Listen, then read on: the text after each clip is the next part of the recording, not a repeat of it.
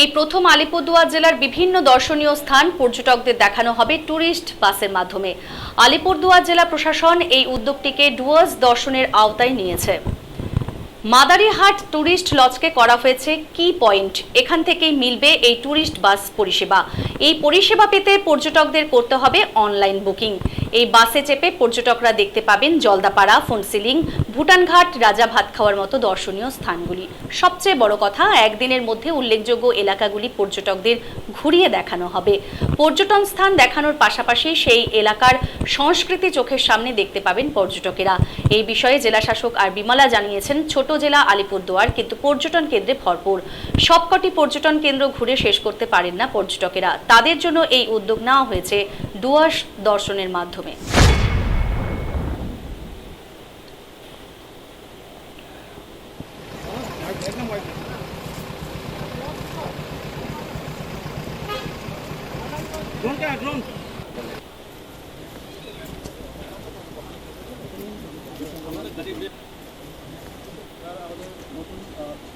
আমরা actual flagging off of the bus towards the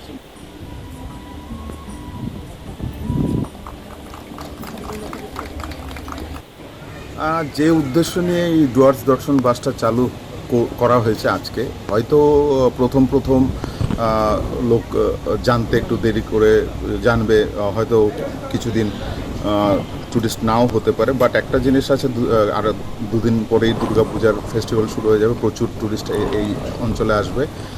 এবং যেভাবে সার্কিটটা তৈরি করা হয়েছে তাতে তো মনে হয়, এবং 999 টাকা উইথ লাঞ্চ এবং একটা কালচারাল শো করার কথা আছে।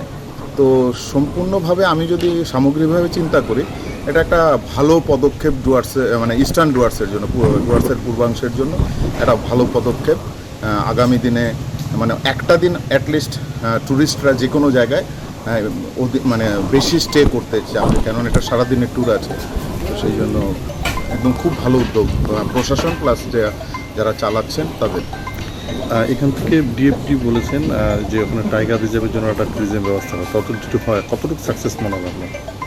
উনি বলেছেন 1-2 বছরের মধ্যে। আমরাও জানি যে ওখানে টাইগার, কাজিরাঙ্গার থেকে বাঘ এনে ছাড়ার কথা পরিকল্পনা চলছে, এবং এটা যদি হয়ে যায় তাহলে আমাদের এই পুরো ডুয়ার্সের, ইস্টার্ন ডুয়ার্সের ট্যুরিজমের একটা বিপ্লব চলে আসবে।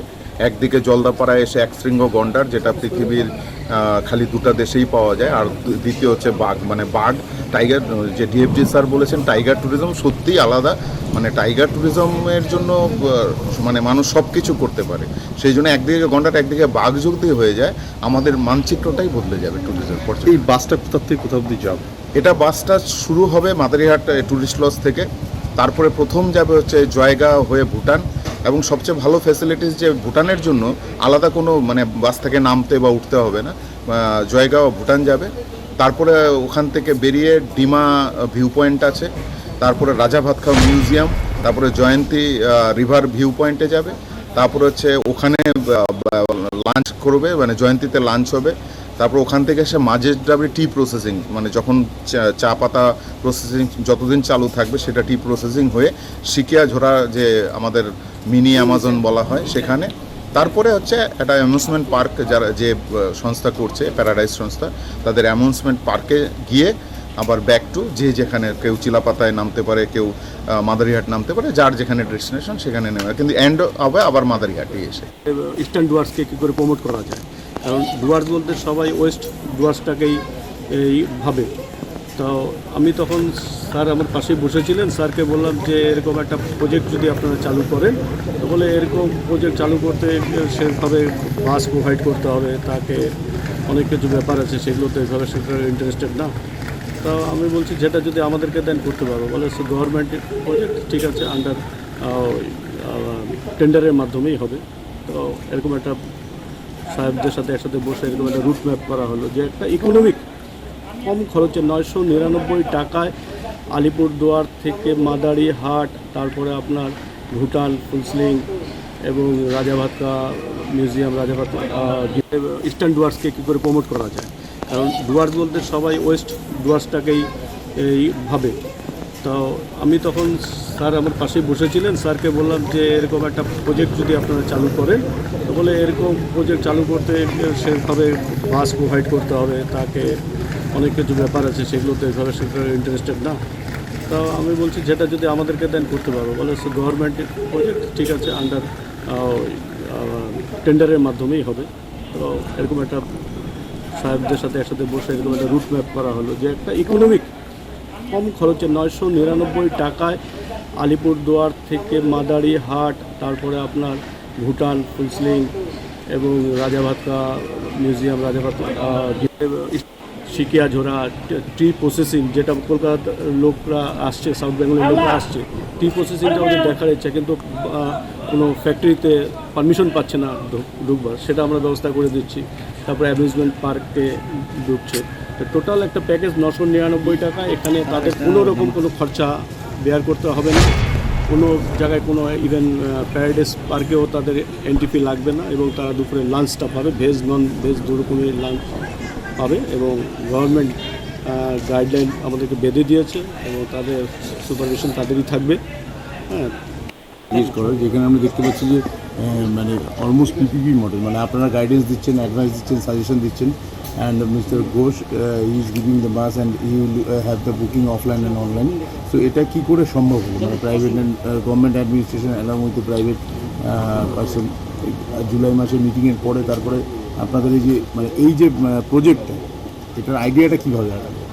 আমরা একটা মিটিং করলাম, যেটা দুর্গাপূজার আগে অনেক ভালো হবে।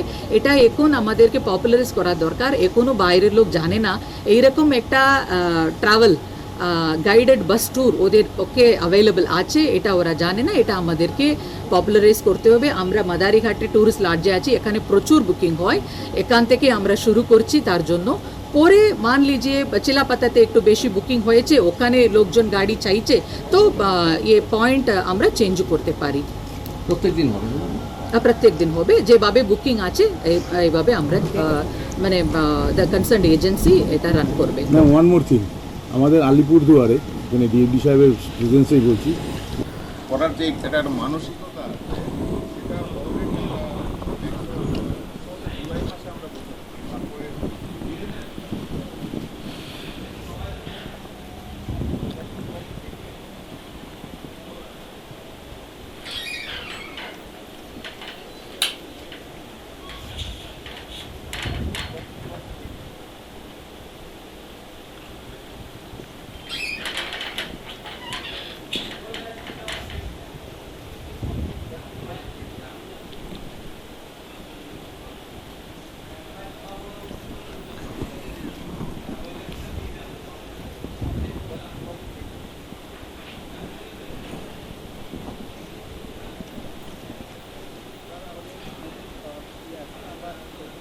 actual flagging off of the bus was doesn't